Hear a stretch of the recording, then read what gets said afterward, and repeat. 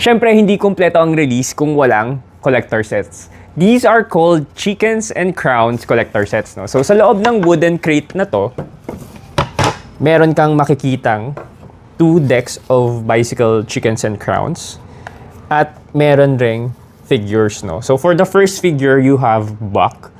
And si Buck, yung Jack of Clubs doon sa deck. No? And sa villain naman, you have Club. At siya yung Queen of Clubs. Tapos, ang maganda kasi dito, meron siyang magnetic crown na accessory. 'Di ba?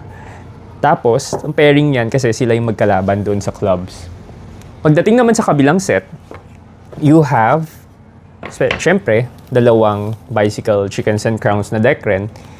And meron kang figure, resin figure ni Keo. Si Keo yung Jack of Diamonds. Tapos meron ka ring resin figure ni Daya na meron rin siyang magnetic crown na accessory. Resin figure rin to. Siya yung Queen of Diamonds. Tapos sila yung magkalaban dito sa Diamonds, no? 30 sets each lang ang ginawa natin, no? So, 30 sets for this and 30 sets for this. Tapos, one-time stocking lang to. So, pag naubos to, sold out na. Good luck at sana magkita-kita tayo sa release. Yun lang.